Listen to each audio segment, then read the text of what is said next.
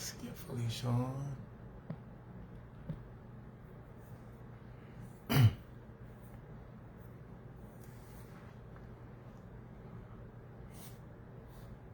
Okay.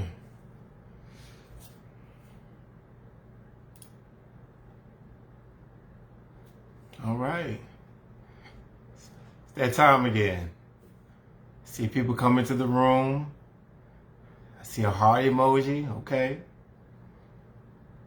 Share the conversation. It's a big one tonight. Felicia, if you're on, you can try to join right now.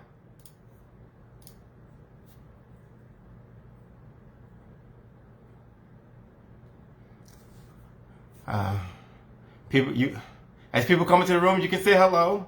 Hey, Shaquana, my last guest, who's doing a fundraiser. If you all know, she was my guest talking about infertility and her journey to become a mother. So you all can check that video out on YouTube. We're just waiting on Felicia. But yeah, if you can't check that video out with Shaquana, my interview with her, my conversation with her, that's on YouTube. You can just type in Dr. Thomas A. White. You can find that interview on YouTube and catch up with her. But as people come into the room, by all means, share the conversation because this is going to be a huge. Okay, this is Felicia. I think it's Felicia. People come into the room, share the conversation because you don't want to miss it. You have no idea. Hey. Hey. How are you? Work. How are you? I'm good. How are you? Good. So, I mean, and people see the reaction on my face. They have no idea what we go through to make sure you can just get into the room. So, but you know my excitement, right? I'm like, she got in. I got in. Yeah. So we're just letting people come into the room. People saying, "Hey, Fifi." Hey, Shaquana. So people coming in. Felicia, I told people to share the conversation. So as you see your people, you can tell them to do the same. Because I told them it's going to be a big one. There's a lot to cover. There some twists. They have no idea. But it's going to be good. And so we got you in. The viewers are coming in. I want to thank everybody. Thank everybody who's good, who keeps supporting the show, the conversation. I really appreciate that. Hey, Valencia, Miriam, Ring. Those are your people, Felicia? Those are okay. I see Anne Marie is watching. Hey, Kendra. Share the video. Yeah. Share the conversation. Yes. Please share it.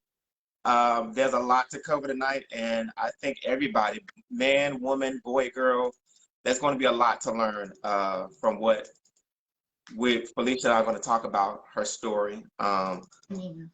So, and for those who don't know, to catch up with previous conversations, you can go to YouTube and just type in Dr. Thomas A. White. You can see previous interviews, conversations I've done, like the one with Shaquana about infertility, and others about like George Floyd and other conversations I've done.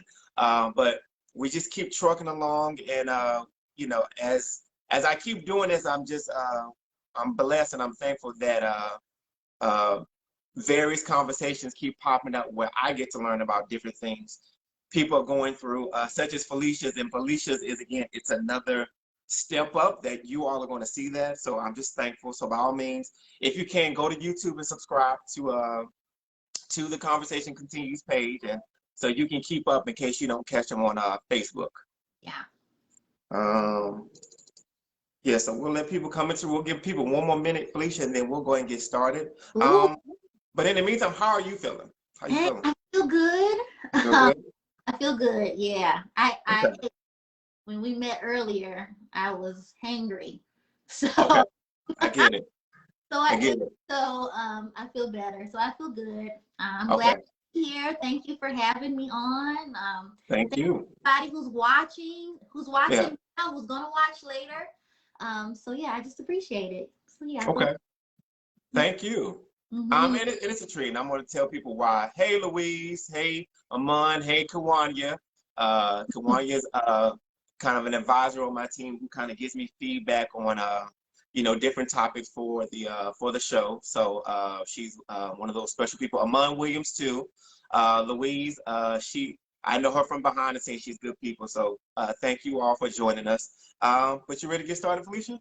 Yeah, I'm ready. All right. All right. Oh, thanks, Louise. Thanks for being on, Louise. All right. Okay, so just kind of give you all some background. I have known Felicia. We went to middle school and high school together. Yeah. She went to college at College of Charleston. I went to Charleston Southern University. So we've known each other for a long time. And back in 2016, well, you know what? I'm not going to say that just yet, but I've known Felicia for a very long time. So she's very good people. But I kind of want to set the scene for everyone about what this conversation is about, okay? So imagine finding that person, man or woman, you believe you're meant to love, marry, build, and spend the rest of your life with, right? You get to know each other, it goes great. You begin dating, it goes great. Time passes, and it's all going great. Eventually, you get engaged, and it's still going great. No issues or anything big that you can think of. You have what some would say is the picture perfect relationship. And we've all heard that phrase, picture perfect. We look good, everybody likes us. It's natural that things are going to continue to flow for our life. And eventually, the next step is, of course, when the relationship is going well, we get engaged. So you have the beauty, the surprise engagement that some girls, some guys dream about, where you surprise the person you're in love with, and your family and friends are there to kind of celebrate you, and it's all going great, right? And then you have the picture perfect wedding. Family, friends, the beautiful dress, the groomsmen, the bridesmaids. You're even in a bridal magazine to kind of celebrate this new chapter in your life, right? And it's all going great. You even have the beautiful honeymoon. You're having a good time. Still picture perfect. And then you come back home and life starts. The marriage starts, right? And life is going as it should. You're having the normal life with your new significant other, your husband or your wife, and it's all going great. Then one day, you leave the home as you had days prior when everything was still going great. Except when you come home, something's different. The house is the same, the home is the same, nothing's changed too much. There's nothing bad or different that you can tell, except for one big component. The person you married is gone. Their clothes, their belongings, just gone. So you wonder, where could they be? What you eventually find out is that their disappearance or them leaving was them telling you they no longer wanted you to be married anymore. So what would you do if that happened to you? How would you react? How would you get through the days not really getting an explanation about why they disappeared and why they wanted to suddenly end everything you all had created together? Well, my guest tonight is that person because she lived it.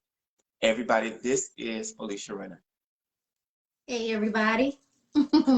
So, Felicia, just like we talked about, again, thank you. And to kind of give people some background,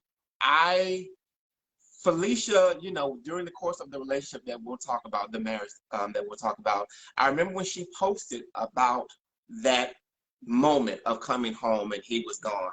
And this was back in 2016. So time has passed and, her life has changed. And I just thought, I'm always having conversations with friends about relationships because that's always an ongoing topic. Everybody wants to know what's the secret to making it work. And especially when it comes to heartbreak. Everybody always asks, how long does this heartbreak last? And the answer changes. And Felicia has gotten through it. She is in a whole new chapter of her life. I don't want to give too much, but she's definitely in a happy place. And I definitely thought with this particular scenario, as strange as it is, I thought she was a good person to really kind of show that there's hope after the heartbreak. So you ready to get into it, Felicia?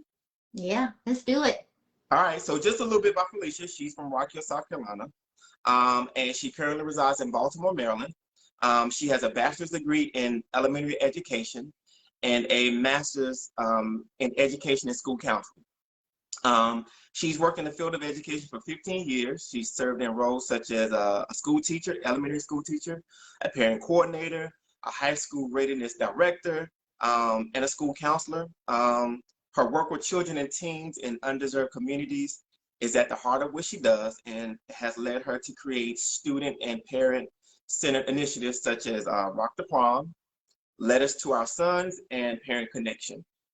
In addition to her educational background, Felicia has a strong passion for leading women to healing and wholeness. And currently she's in the process of producing a podcast called Beauty for Ashes. And when you hear her story, you'll completely understand why she's perfect for that. But Felicia, you know, with that scenario I gave everybody, when most would probably want to stay private, why did you feel compelled to want to share your story? That's a good question. I was private about it for a while. When it first happened, I totally got off of social media. I stopped talking to a lot of people. I only talked to like a really close circle of friends. Yeah. Really ashamed because, you know, no one wants to go through something like that. And when you do, you feel really about it. And so I didn't share for a while. I didn't talk about it for a while. No one knew for a long while. It wasn't until I was in this kind of like small group for women called Shine. And I remember we watched a video one day, and it was a Brene Brown video, who I love. If you don't know anything about Brene Brown, look her up. She studies shame. That's like her whole basis of her research is shame. And in the video, she talks about how shame feeds on silence. So when we keep these stories to ourselves, it's actually increasing the level of shame that we feel. Talked about the way to free yourself from the shame and the conviction that you feel is actually to begin to talk about it. And I remember that night in that group, that was my first time saying to strangers that I was divorced and that I was going through a divorce. I had never said that out loud to anyone who didn't really truly know me. And then from there, I just I felt the freedom in that. And I remember other women coming up to me afterwards and thinking like, wow, I had no idea, but, you know, thank you for sharing. It gave them hope. And I realized, hey, you know, it sucked what I went through, but it's such a big part of my story.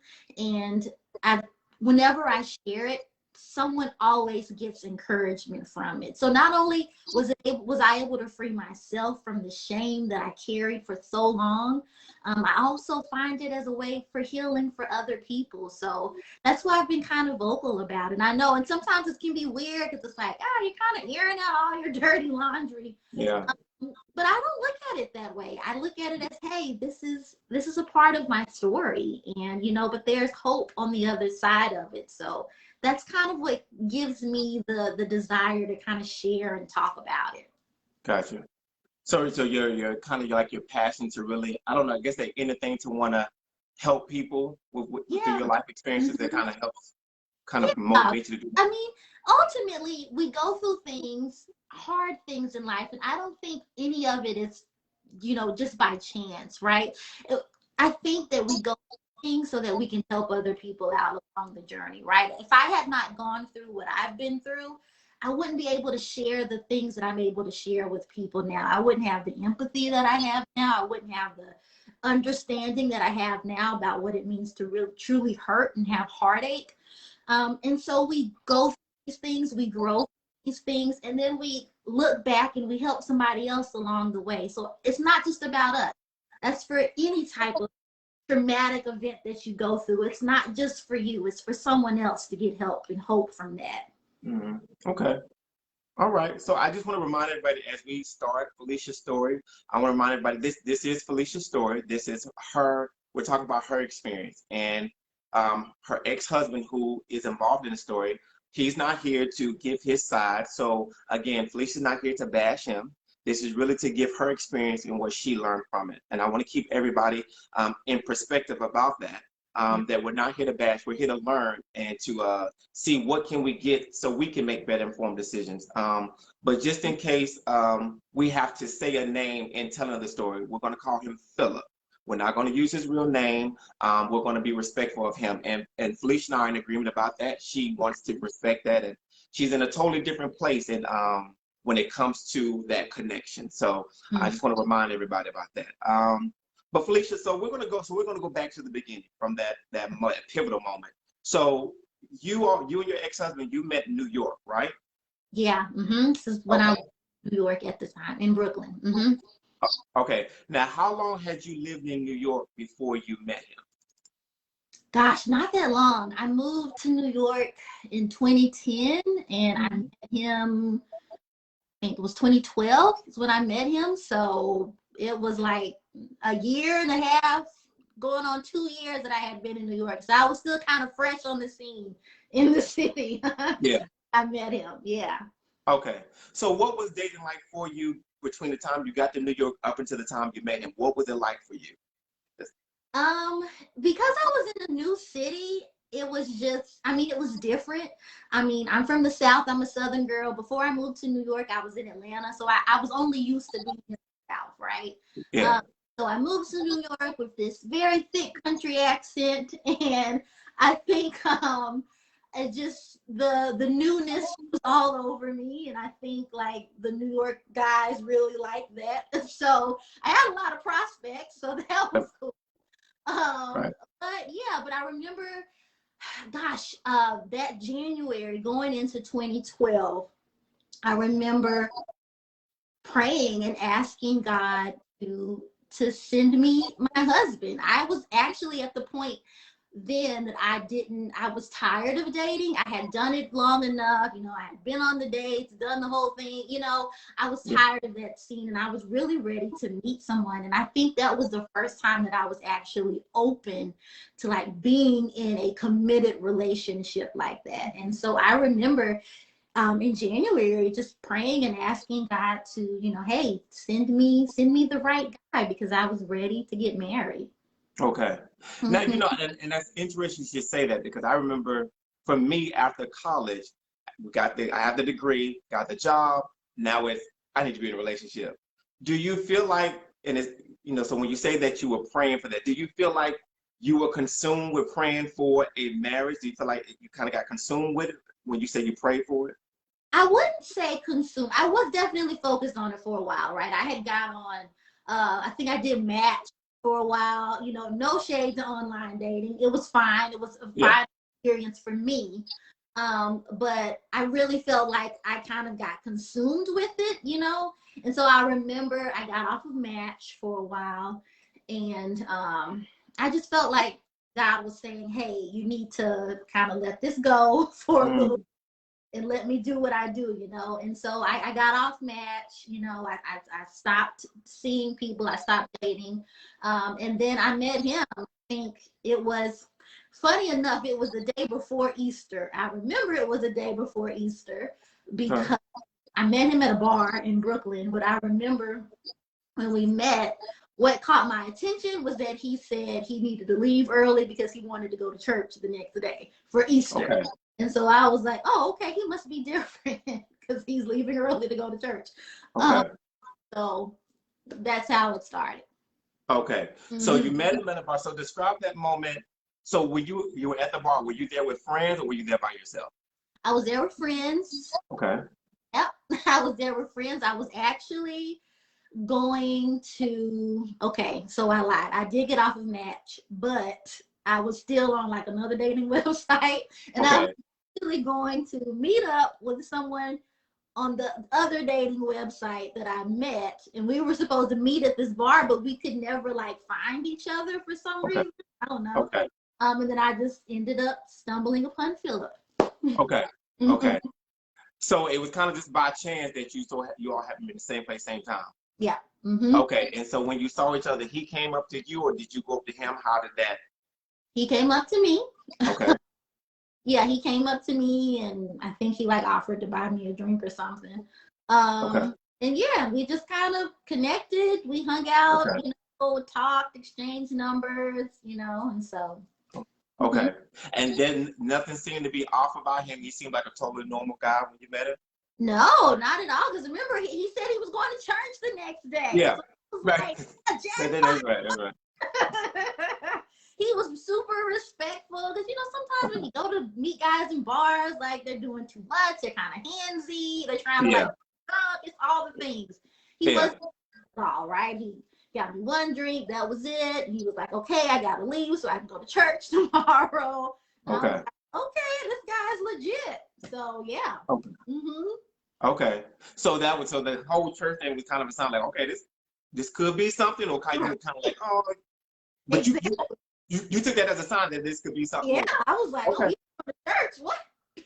Me too. So I was Okay. like, hey, cool. Okay. Yeah. So after that night, how long before you all got in contact with each other, or you saw each other again? Oh my gosh, Thomas, the next day. Which was another thing that I was like, gosh, this guy's going to church and he's super intentional. So yeah, the next day I think he texted me Happy Easter and then asked what I was doing later, and we met up for dinner. Okay. Mm-hmm. Okay. So everything there seemed to be no issues. It was going great. Mm-hmm. Okay. So during the time that you all were dating, from the time you met him, during the whole dating process, leading up to the actual engagement, how was that time? I mean, what was it like? I think that part was fine too. I think the dating part, we didn't have any major issues. Yeah, there wasn't any major issues. I don't think I didn't really notice anything until we got engaged. That's when I started to, and you know, hindsight is such 2020. Now I can look back. Mm-hmm. Say, yeah, those were like definitely signs, but I kind of just, you know, looked them over. But it didn't start to show until we got engaged. Until you got engaged. Yeah. But during the dating process, everything was cool. I mean, like you know, did you all meet each other's family and friends during the dating process? Yeah, we did. I feel like I met his mom Mother's Day weekend, which was that next month. Okay. So yeah, I met his like entire family that weekend, because there was like a family barbecue or something. So yeah, he met them, I think, that summer. He came to South Carolina with me, and he met my family. Okay. Mm-hmm. So when the family and friends knew about your relationship, did they kind of give any feedback about what they thought of the relationship in terms of anything good or bad about it? That you kind of, you know how friends do, like, you know. Yeah. No, I think, gosh, everyone liked him. He's super charismatic and just like a real people person. Okay. So everyone, except someone, and I'll share that a little bit later. Yeah. But everyone really likes him. Everyone Okay. really cool. I mean, one of my best friends, her husband, she's married, and so her husband and him, they were like best friends. Like they clicked immediately. Everyone thought like, wow, this guy is, you know, awesome, you know. My dad really like took to him quickly, and you know, so yeah. Okay. Except for one person, which I'll share a little later. Okay. Mm-hmm. So I saw a Nijama Smalls. Do you know? Okay. Said not her. Which I don't know. I think you did like him at first a little. But I could be wrong. I don't know. Okay. So she wasn't the person that you're talking about. No. Okay. So I thought that was funny, because she's like, oh, not me. That's my sister. Okay. Yeah. Okay, Felicia. So, you know, family. So everything's going great, family and friends. So in terms of, you know, when couples are dating, everything's going good. When it's time, when marriage becomes a thought, did you all have a discussion about what your vision was of marriage, or what you all wanted? Did you have that discussion, you and him? Yeah, we did. We were very clear that we wanted to get married. Like I said, he was pretty intentional from the start. So I remember, you know, it was only like a week or two in, and he was like, hey, I wanted to be your boyfriend. You know, like he was just super intentional and focused from the very start. So we did talk about marriage. We knew, you know, he knew I wanted to be married. He wanted to be married. Now, did we like sit and have like a clear vision about our marriage and what our marriage, you know, like what it would look like and what we were trying to build together? We didn't do that. I will say we did not do that. Okay.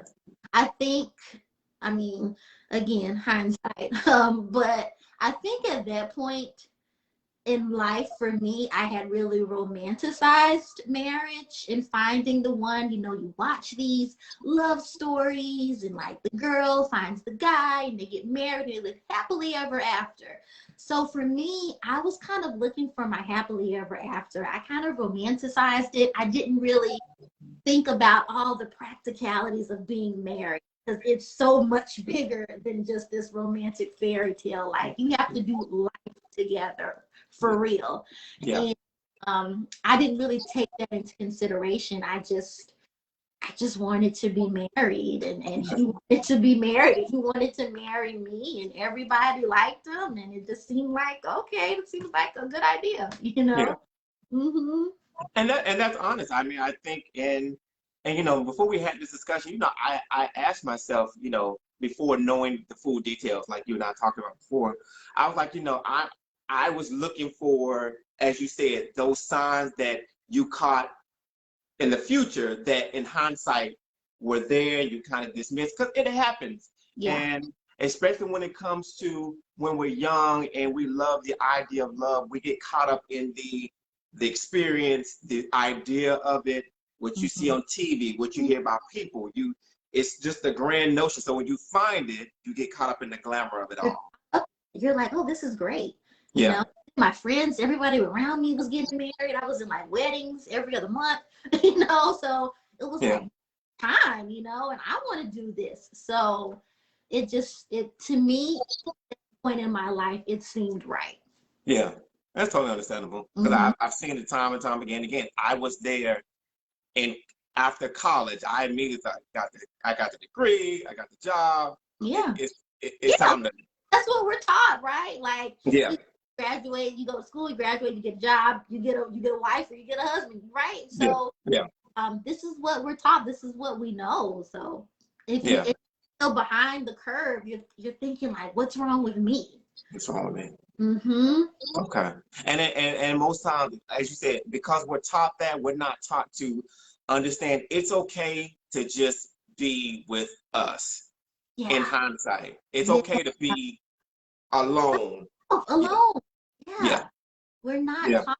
We're not, you know, especially women. I feel like men get a little more leeway. Men are kind of like, okay, sow your royal oats and do all these things, you know, but women, we're kind of taught, you know, you arrive when you get that husband and you become a mom and you get the house and you get the things, you have finally arrived, right? And if you don't have that stuff, then you're just kind of out there like, you know, what's wrong with me? Fine being by yourself and traveling by yourself and taking yourself out to eat and just really learning to love you. I wish that, another hindsight moment, I wish that I had done more of that before I got into that relationship, because I had never done that before. I was a serial date. I was never alone, right? Like, there was always somebody that I was calling, hanging out with. I never had that time by myself, and I really wish I had that before I got into that relationship. Yeah, I totally understand that, and I'm glad you said that, because now, as we've gotten older and we understand life, I think it's so important for people to understand the importance of learning how to enjoy you.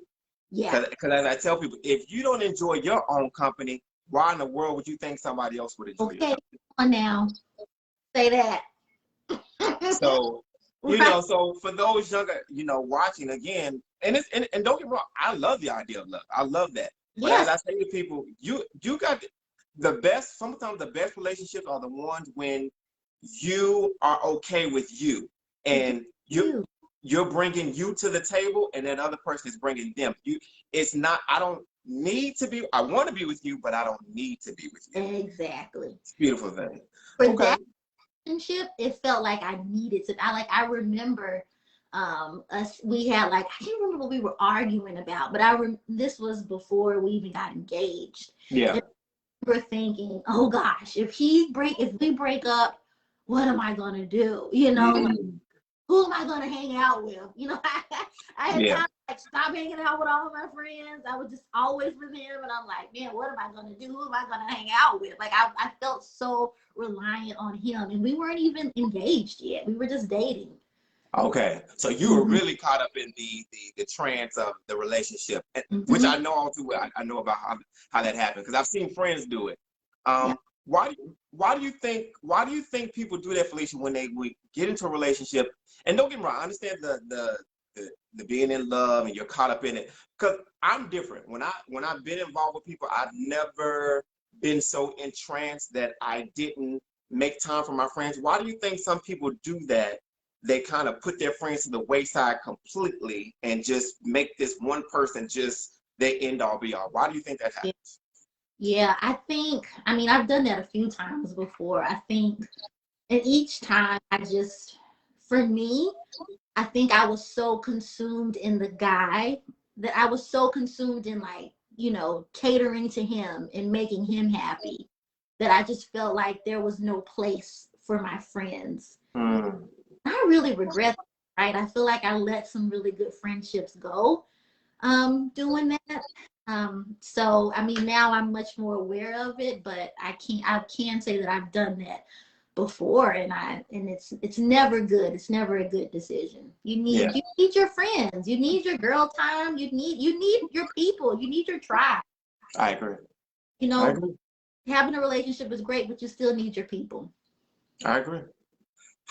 So did you ever feel like when you were in the relationship with Philip, did you feel like it was going too fast? Did you feel like, okay, this is going really, really fast? Did you ever have that moment? No, I never felt that way. We dated for a year before we got engaged, and then it was another year until we got married. So I felt fine about the pace and the rhythm that we were going.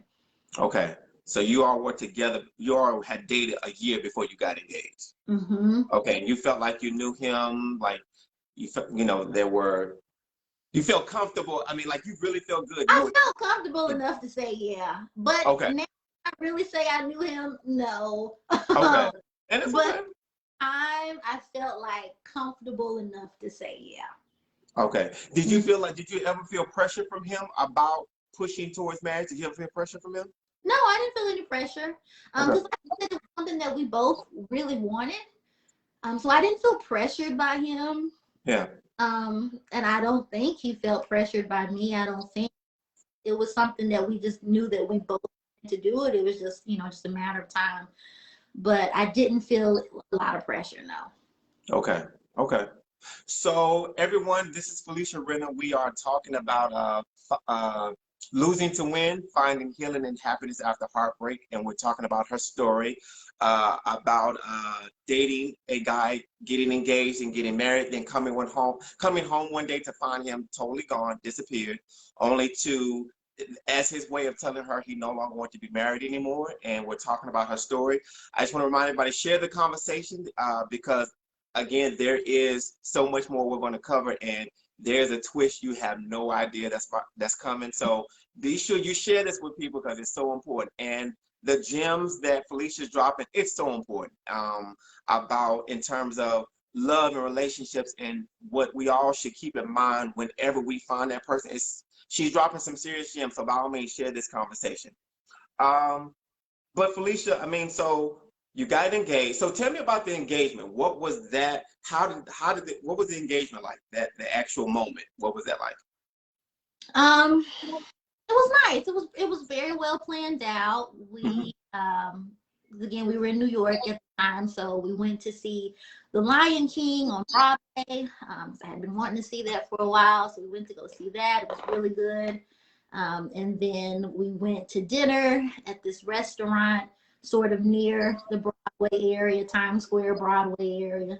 And that's where he proposed, there at the restaurant. Now, I will say, well, it was really nice, but I remember having this conversation with him that I never wanted to like do it in like a public place, like a restaurant. Yeah. Like, looking at you and it's really awkward. But that's where he did it. It was fine. It was really nice. And then, I called my friends and family, and then I found out that he had already talked to a lot of them. So they were kind of, they knew it was coming up, and they were all really happy and excited for me. Okay. Mm-hmm. Now, were any of them there when he actually proposed? So it was just you two? Okay. Mm-hmm. Gotcha. Okay. Mm-hmm. So you got engaged. What was the reaction from your family or friends when they found out you got engaged? They were really happy. Yeah, everyone was happy. I remember I had one friend who cried. I mean, she was just really excited and happy for it because she thought he was such a good guy, and yeah, overall, everyone was really happy for me. I received a lot of just love and good vibes from everybody. Okay. And I remember during that time, because I know we are connected on Facebook. Did you, because I saw the pictures, and again, it all looking good, all looking great. Did you ever feel like, even being caught up in the relationship, did you feel like you had shared then, not now, but back then, did you kind of feel like you had shared too much about your relationship at all? Did you ever feel that at all? Now? Do I feel? No, back then during that moment. No, not back then. Now, yes. Okay. And no. Okay. Okay. Do you think now, do you kind of think do you kind of warn people about not putting so much of a relationship on social media? Because, we see that a lot. Instagram, Facebook, everybody wants to show the glitz and glam of the relationship. What is your perspective about when people do that? I mean, everyone has, a right. I mean, you're excited. You want to like out to the world about this person and share everything, which I totally understand. I say for me now, I wouldn't do that just because I think in that relationship too, it was easy to kind of just get caught up in the hype of it. We were a nice looking couple, right? And so we got a lot of compliments on that. And so, I got used to that. So anytime I would put a picture up, people would always have, lovely things to say. Went somewhere, people had lovely things to say. And so I think I got really caught up in that. And I think, some of the pictures I posted, we weren't in a good place. And I was still posting these pictures and pretending like daffodils and roses, and it wasn't. Okay. And so, yes, share your love. People need to see love. I think that's beautiful, but do it from a genuine place. I think for me, my problem was it always didn't come from a genuine place. Okay. It was more so because I knew I was going to get the likes and the comments and you guys look good. I knew I was going to get that. So I would do it. But we just always, we weren't in a good place most of the times when I was posting those photos. So it wasn't real. So if you're going to do it, just do it from a genuine place. Share your love, share all the wonderful things, but be honest about it too. Yeah. And I think that's honestly, everything you said is true.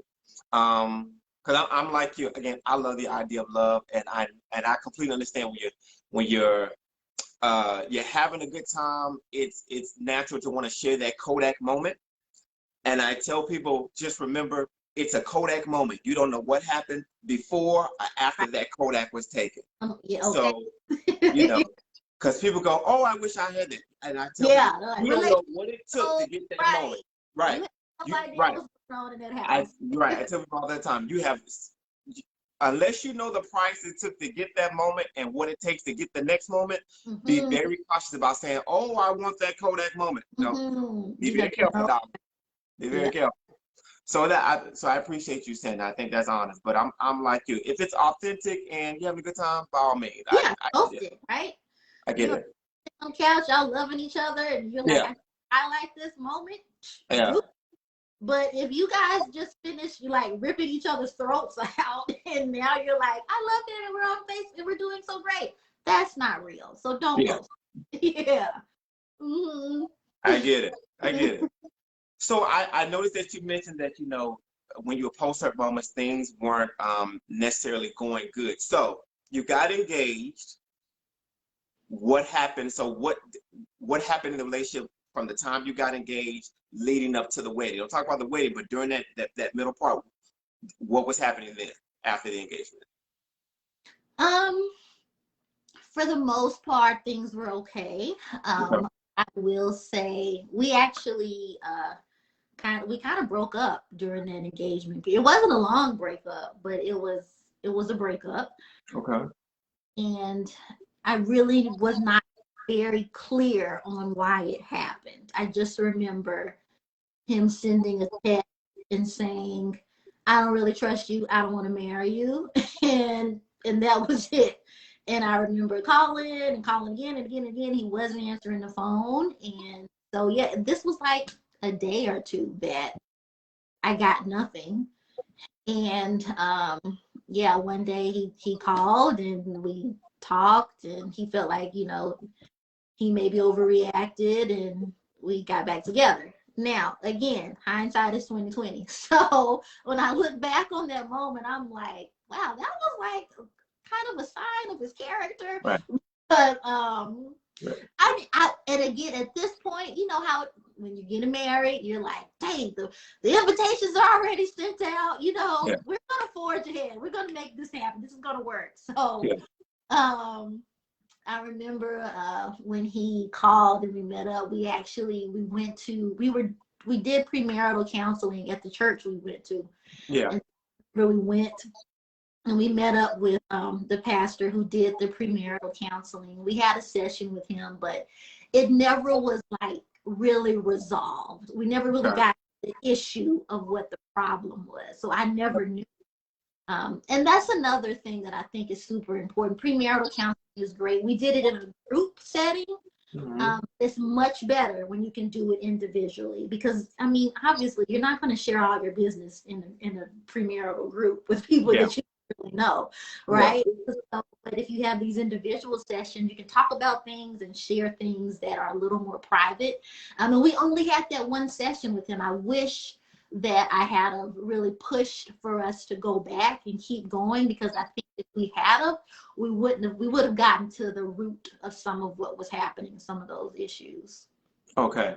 So, I mean, so that moment where you said he sent you a text one day and said, "I don't trust you." So where did that come from? Because that seemed to come out of left field, out of nowhere. What led to that? I think, again, I was never like super clear on what happened. I think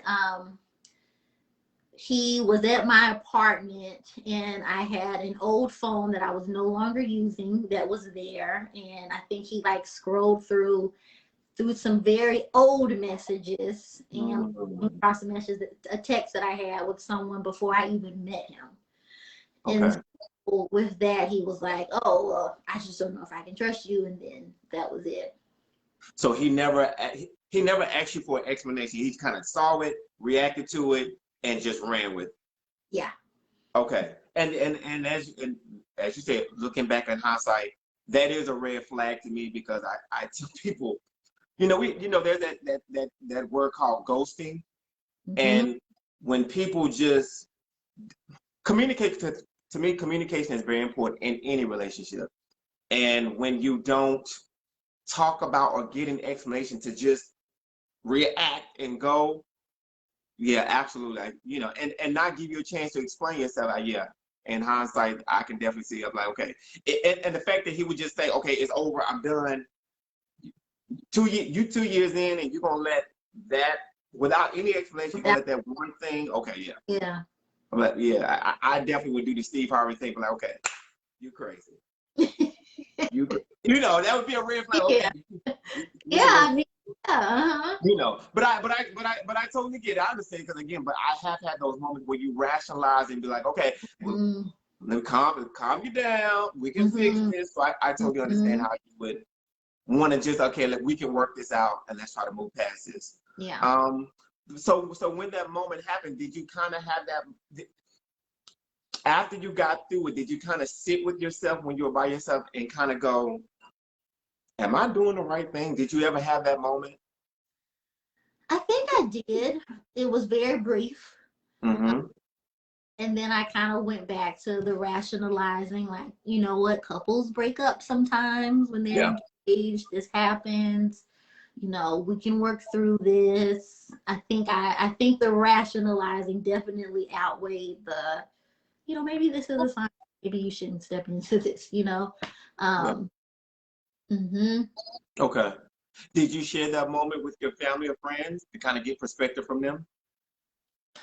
Not really. I think I did share with one friend, but I didn't tell many people. Okay. Because I wanted to just see what was going to happen. Okay. I think my friend was just kind of like, yeah, you know, sometimes couples break up when they're engaged. You know, let's see what happens. You know, what his excuses or whatever. So, but I didn't tell many people. I know that, and I know I didn't tell many people because I was afraid of their response. So I didn't tell a lot of people because I knew that they would be like, girl, you know, you might need to, you know, and I didn't honestly, I didn't want to hear that. Yeah. And that's honesty. So that's interesting. So as you say that, it kind of sounds like self was already warning you, because you're saying that you refrained, or you kind of held back from telling your friends because you kind of felt like they would give you the feedback that this might not be it. Do you think it was that thing in you that really wanted to be married, and that was kind of part of that? Don't you tell them, because they're gonna ruin your fantasy. Do you think that's what that was? For sure. It was totally like, no, you want to be married. We've already sent out to save the dates. You know, this is happening. So, I purposely did not tell a lot of people. I remember that. And I so appreciate your honesty, because I say this to people when people, you know, we talk about, you know, about when and when not to give people advice. And I say to people, I say 9 times out of 10, you know exactly what you should do. You just don't want it. You just either want me to confirm to you not to do it, but deep down, you know what you need to do for you. You know what you need to do. Yes. Yeah.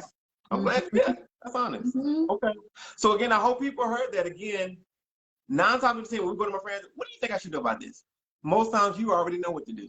Yeah. You're just afraid to do it, or you're looking for confirmation because you need either motivation, or you probably want somebody to tell you to do the opposite because you want to stay in the whatever situation you should be removing yourself. Yeah, you want to stay. Yeah. Okay. All right. So I see somebody said, Amon Williams just said, I wouldn't have told anyone either. And people, that's how people think, Felicia. And that's why I say it's real. Yeah. Yeah, because you know your friends are gonna be like, "Girl, come on now. Like maybe you take a step back. It's okay if you step back, you know." Yeah. But I didn't want to hear that. I get it. Because when you're caught up in the glamour and the fantasy, but they be like, that little thing on your shoulder, don't you tell them.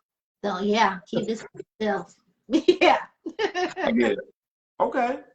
All right. So, were there any more moments like that after that one moment? Were there any other moments that kind of gave you pause?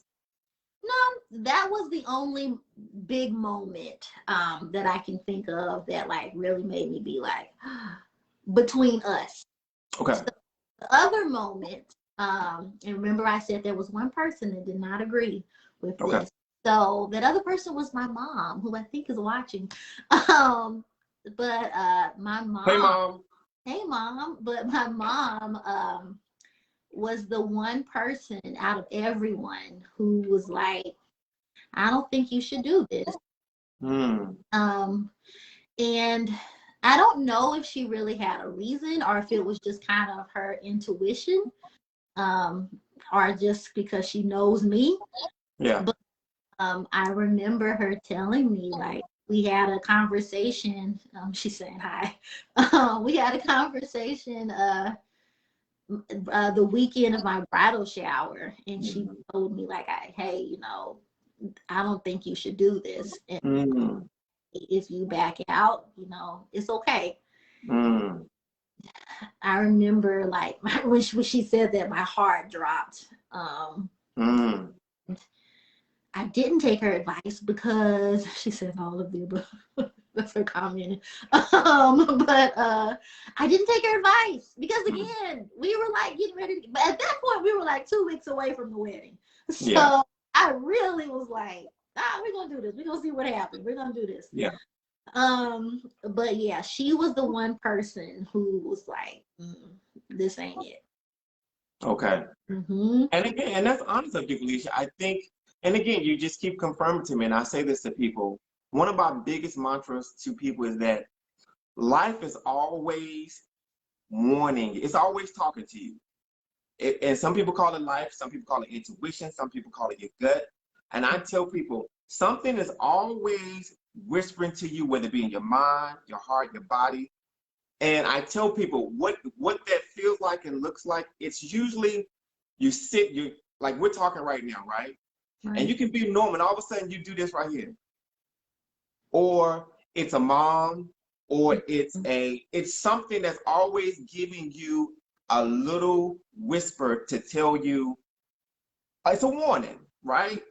And sometimes it can be light, it can be something small, but I tell people, the way you make your intuition more powerful and more stronger, some people call it spirit, is that you don't necessarily have to react to it, but always give it enough acknowledgement as to where you go, let me ponder up. You know, do you get what I'm saying? Let me think about what this is. Why do I feel like it's what this is?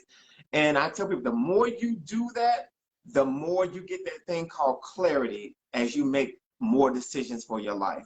And as you said, for you, it was, number one, it was that moment with him. It was now your mom. And I tell people, it starts off small, and then one thing keeps happening, another thing keeps happening. I tell people, life is always warning you, and you just confirm that. And do people kind of miss those and ignore them? Absolutely. Absolutely. Yeah. Because they're caught up in the moment. But again, you confirm there is no such thing as there was no one. There's always something trying to talk to you. Yeah. You just either you're not in tune with it enough to catch it, or you just totally ignore it. But yeah, as I said, there's always a warning sign. Always. Oprah says life gives you little pebbles, like it'll drop little pebbles along the way. And not listening, eventually it's gonna be a big rock that drops on you. Yeah. But there's always little pebbles along the way. And something that I'm learning more and more that I talk to my therapist about a lot is trusting your gut. Yeah. We don't do that enough. Like trust our gut. We'll over-explain, we'll explain away those feelings. Yeah. You listen to your gut, trust your gut 9 times out of 10. Like we said earlier, you already kind of know. Yeah. We'll rationalize situations and we'll make up things and we'll try to cover up stuff, but 9 times out of 10, you know. Gotcha. So you had the conversation with your mom where she could like, Felicia, don't do this. When you had that moment, did you kind of sit with it, or that thing in you that just wanted to be married just kind of pushed it to the side and move forward? How did you react to that? I sat with it, but not long enough. Not long enough. I sat with it, and then I remembered, you know, I sat for like a few minutes, and then I went into go mode because there was like a bridal brunch that so I had to go get ready for my brunch. So I had to quickly like, okay, put that behind, go to this brunch, put it behind, do this, and the way I rationalized it for myself was she couldn't give me a clear reason. And I think for me, that's what made me say, okay, she can't give me a reason. Maybe she's just overreacting right now. But, now, again, older, a little wiser, right? She didn't have to get, she just knew. Okay. So yeah, she trusted her enough to tell me, hey, this isn't what you want. This isn't it. Okay. So for her, was it a feeling, or did she kind of see something between you two where she went? I think it was more so a feeling for her. Okay. Yeah, and listen, if you know the people who are on here, they know my mother. She does not hold her tongue, and she is a very like what you see is what you get. She's gonna tell you exactly what she's thinking, and she's also a very good reader of people. I have learned that about her. She reads people very well, and I think it's her life experiences that she knows how to read people, especially men. She knows how to read them. So I think for her, she just, she saw past the fluff that everybody else saw. Yeah. Saw him and was like, not him. Yeah. Okay. Okay. So after that conversation with her, did she ever warn you again, or did she kind of just let it go and move? She let it go. Yeah. Okay. She never like came back and was like, no, don't do this. It was never that. She gave me that one conversation, and it was kind of on me to make the decision whether to move forward or stop it. And I chose to move forward, and she didn't say anything else. Okay. And did you ever share the conversation with him? Did you ever say anything? No. No. Okay. Okay. Okay. So you had the conversation with her. You move on with the bridal lunch. The wedding is here. So tell me about the wedding day. Tell me what that day was like. What was the mood? What was the mood like? What were the moments that you can remember? And did you have any time? Was there any time during that day where it went, don't do this? Yeah. The day was beautiful. Like overall, it was just a really beautiful day. Everything was set up perfectly. Everything that I asked for, they made it happen. They got it done. So I had no complaints about that. Everyone was in a good mood. I felt good. I didn't feel like, I don't know. I didn't hesitate, right? I felt like I was ready. And it was just it was a really beautiful day. It was a really beautiful day. I mean, he seemed like he was, I remember he was sobbing when I walked down the aisle. So, I was like, okay, he's like really into this. So, so it was overall, it was a beautiful day. Okay. So it went perfect. We're good. Mm-hmm. Okay. All right. And I saw your dad walked you down the aisle for your wedding, right? Okay. Yeah. Did your dad, what was his thoughts on the relationship and him?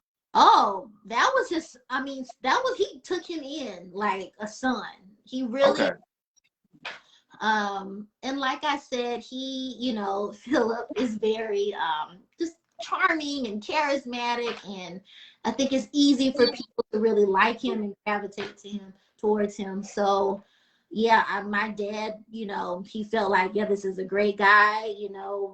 I'm listen, everybody but my mama, I'm serious. Everybody but her was like, you know what? This guy is amazing. Yeah. Yeah. Okay. So the wedding went off without a hitch. Because you were even, and I saw the pictures, and you were in a bridal magazine, right? Bridal magazine. So again, it's the big fantasy and glamour of it all. Beautiful enough for it to be in a bridal magazine. And I remember seeing our pictures like floating around on Instagram with like, how they do like the memes and stuff. Yeah. Crying and me in my dress. It was a beautiful day. It was a beautiful wedding. Yeah. Okay. And then so you all go on the honeymoon. Beautiful honeymoon. Yeah. Okay. Wedding was great. The honeymoon was great. Then we got back to Brooklyn, and it was like, hello, life hit. And we got back to reality. Okay. Now, and what people don't know, because I think there was a time you were on Wendy. What people don't know, Felicia has been on Wendy Williams before, I think twice. Yeah. So that time you were on 3 times. Okay. Because I saw the one when you were on and you won the trip. Now, was that during the relationship when you won that trip? Yeah. Okay. Now, did you use that for your honeymoon? That trip you won on Wendy? No, this was like a year later after we had been married. After you've been married. Okay. So honeymoon went well. You come home, start the marriage. How was it going when you get home?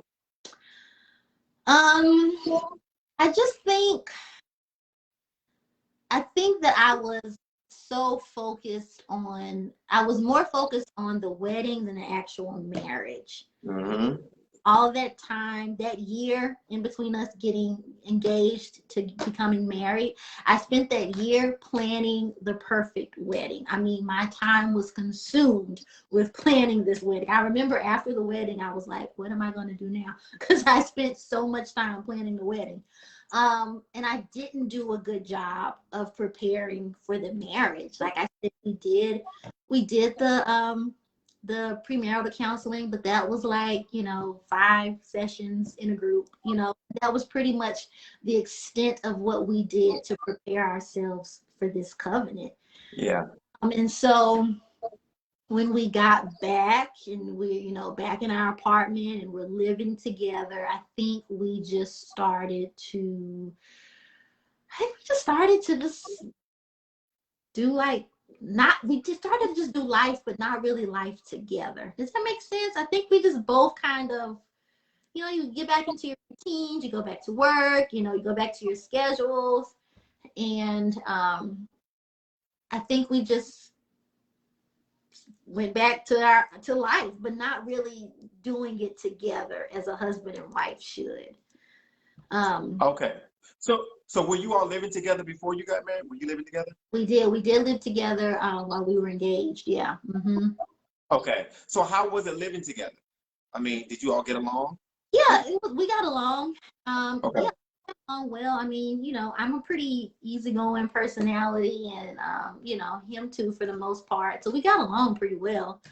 And so that wasn't an issue. I think that I don't think that we took enough time to like really have conversations to get to know one another.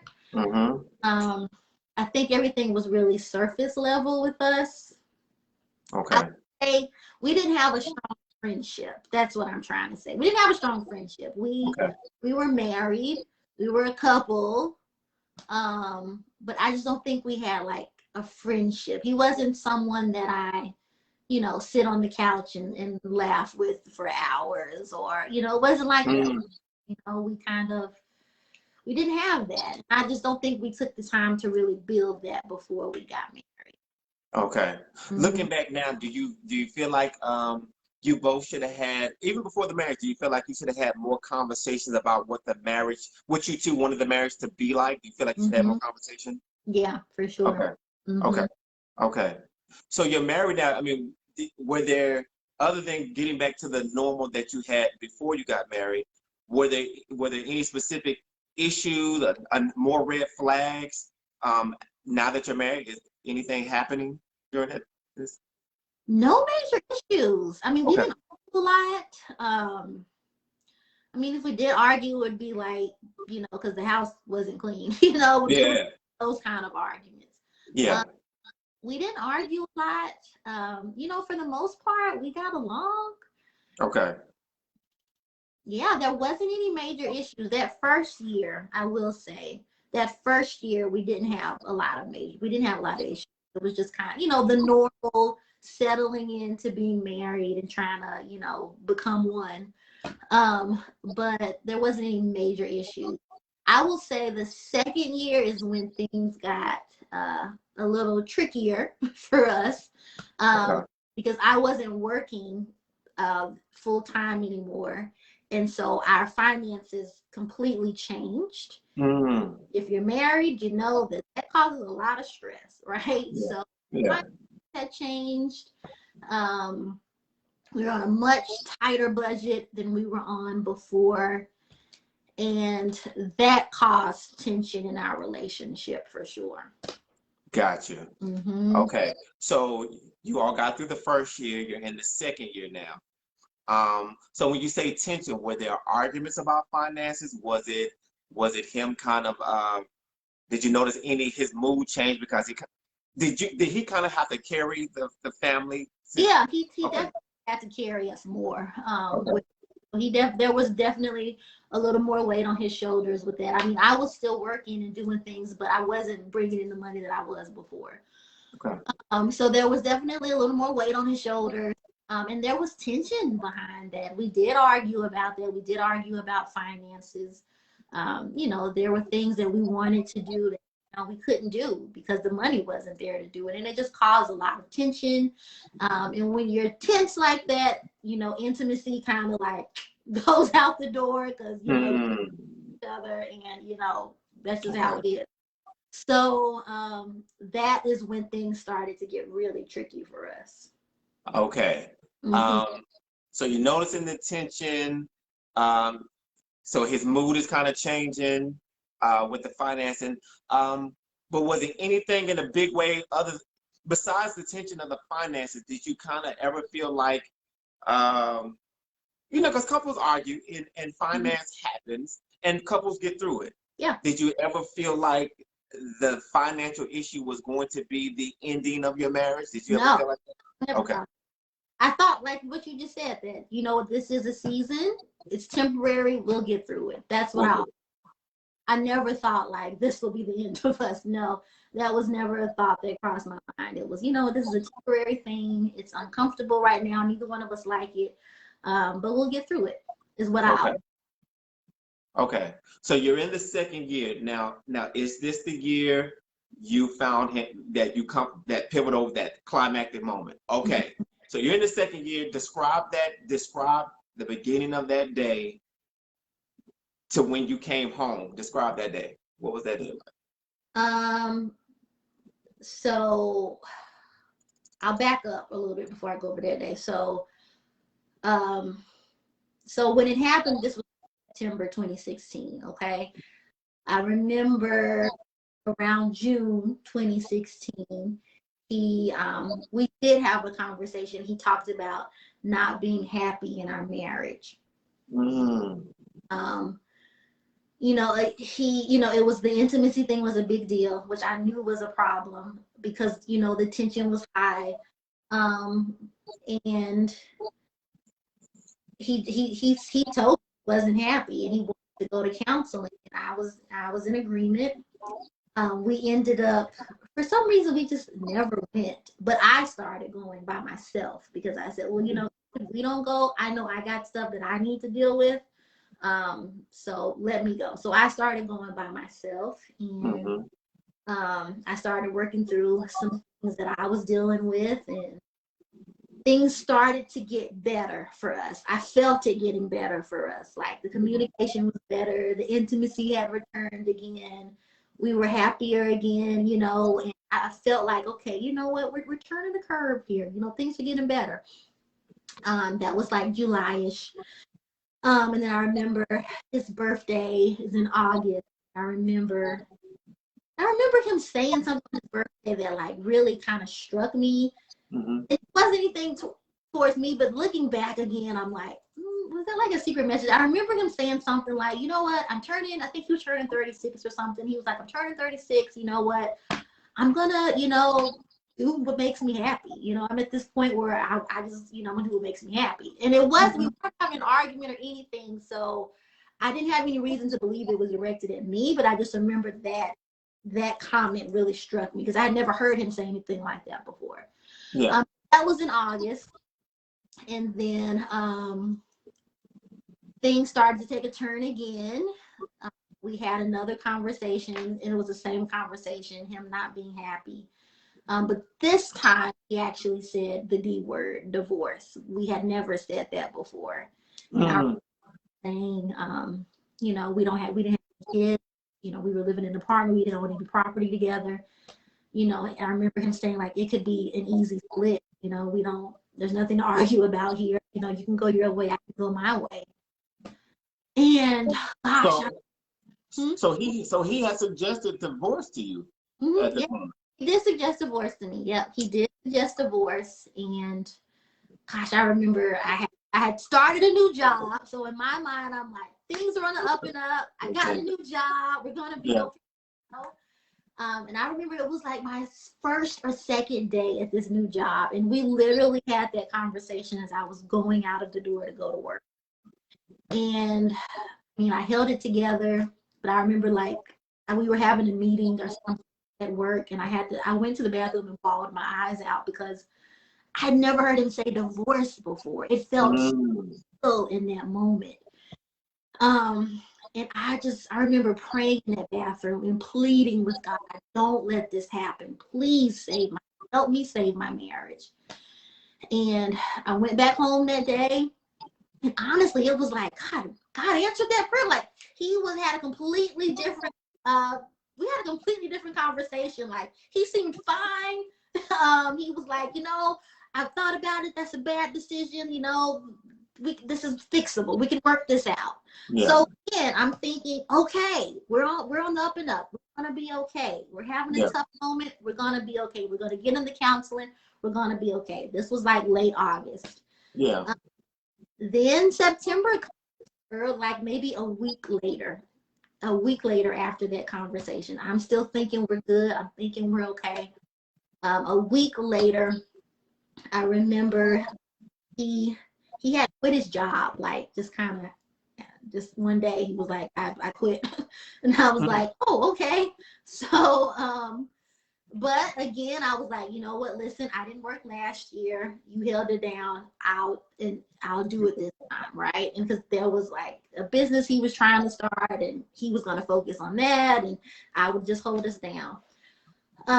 So I remember we shared a car, and so he dropped me off at work that morning because he had some errands to run and stuff. So he dropped me off at work. But I remember the whole ride to work, I had this just weird feeling. It was that gut again, right? I had this weird feeling that something just wasn't right. We didn't have an argument. But something didn't feel right. It just didn't feel right. Like there was no argument. We didn't say anything. I just knew something wasn't right, but I didn't know what it was. So he dropped me off at work. I get into work and I left my phone at home. I never leave my phone. I always have my phone. This one time I left my phone at home.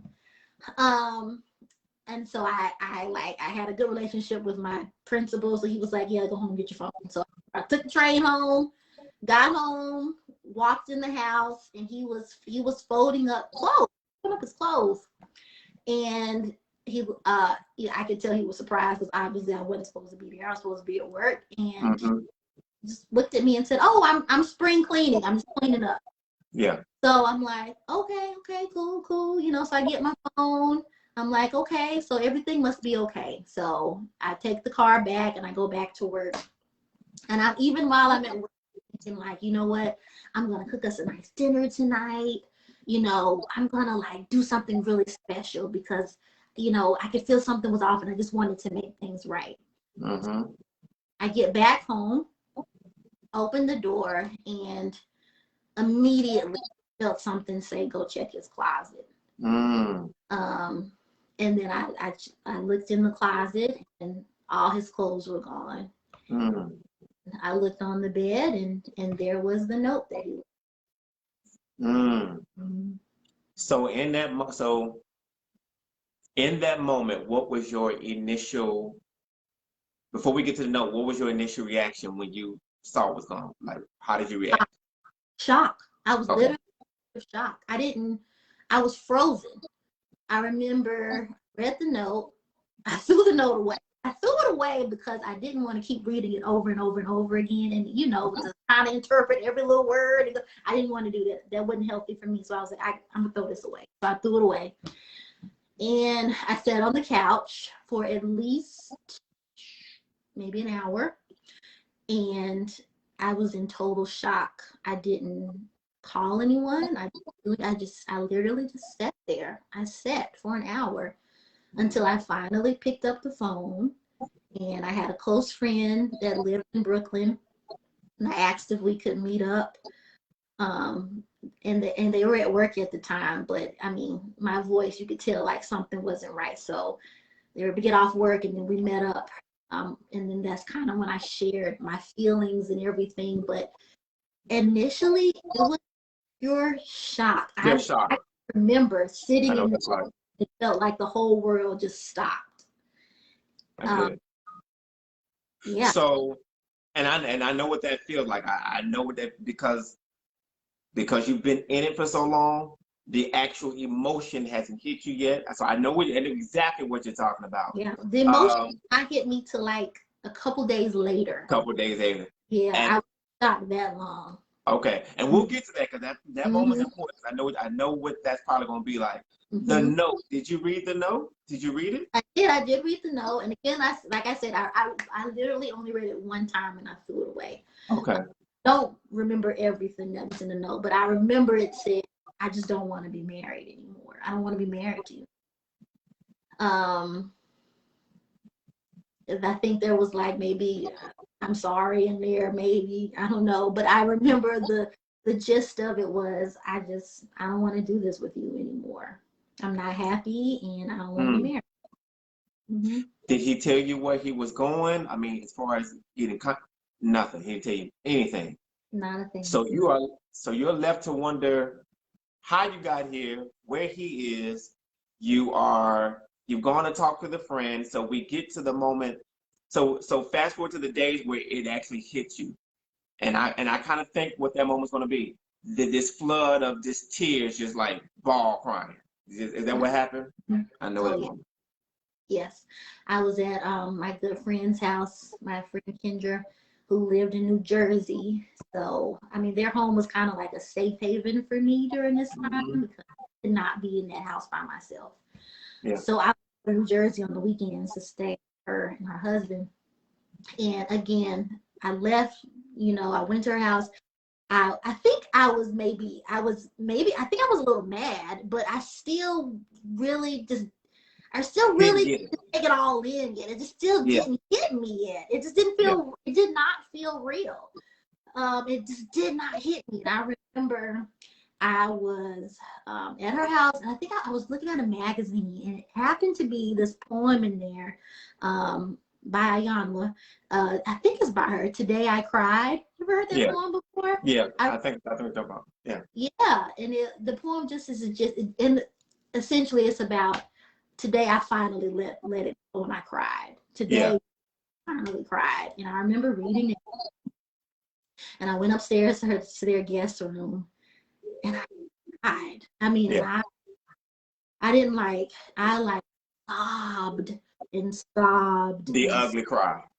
I didn't talk about, because I know that a young thing that you talk about, because I think she talks about in her book, Broken Pieces, about how your heart literally has to break in order to heal. You have to literally let it break to mend it back up. So I know that moment, and I remember in a relationship that I had that I'd only been in it it was only for a month, but I got so caught up in it, and when it ended, I remember the night it ended on the evening time, and then it didn't hit me. The emotion didn't hit me until that next morning when I came home from working out, and I remember walking into the house, standing in the hallway, and it's just boom, and you just.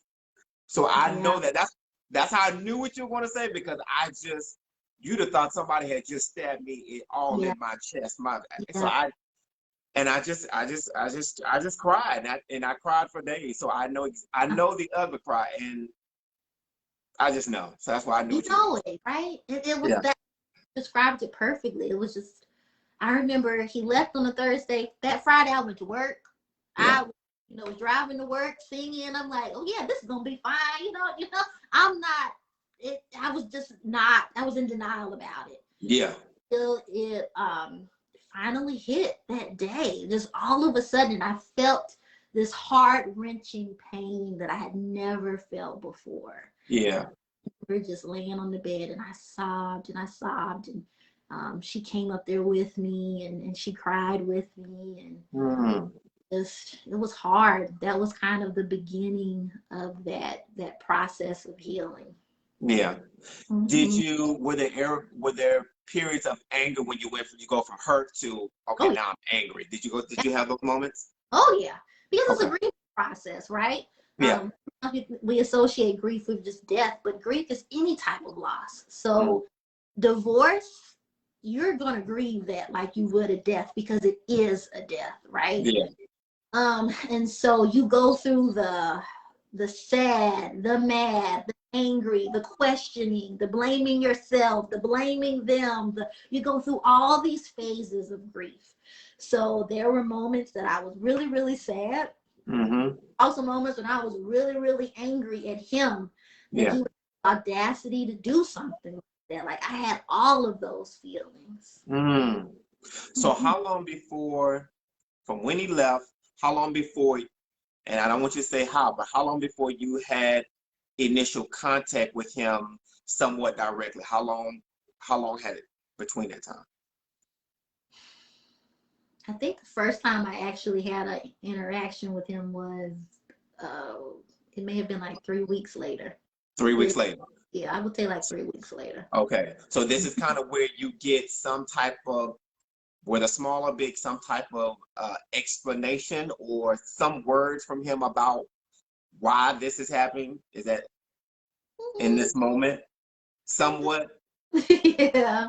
But it is, but it is the initial contact, right? But it was that. Mm-hmm. Okay. So when you get and again, I want you to say the moment. So when you get that initial contact, what was your reaction when you, not the details, but what was your reaction of, oh, it's him? You know, what's your reaction in that moment? Were you kind of like, nope, don't want to talk to him? Nope, nope. No, I was actually really surprised because Okay. I had been, of course, I had been calling and he wouldn't answer. Okay. I had called his mom. She answered, but no one knew where he was at. She had no clue where he was at. Okay. So I had been calling and, I had been texting. I would text like every night. I would text him every night just to see if he would respond. And he never did. He never responded until that one day. That 3 weeks later. Okay. So you finally. My reaction was I was surprised. You were surprised. Because him not responding. Okay. Surprised. Okay. Mm-hmm. Now I'm sure people like me, I know they're leaning forward, like wondering what did the text say, Mm-hmm. and I want to know, they want to know, but Felicia, this is the twist. We talked about that twist, and this is where we tell people, in order for you to find out what his text said, you're going to have to come back for part 2 of my conversation with Felicia, and that's going to happen next Thursday. I told y'all surprise is coming. So Felicia and I are going to say goodnight, but I want to thank everybody for joining the conversation. Mm-hmm. Share this. I'm sure people are going to be talking about it, especially this moment of me making you wait. But we're going to do part 2 of this conversation and the conclusion of Losing to Win, Finding Healing and Happiness After Heartbreak. And Felicia will come back and we will finish up this story. But for now, Felicia and I are going to say goodnight, and we'll talk about it later. Yes, good night. Thank you, guys. Thanks, Felicia. I will talk. Okay.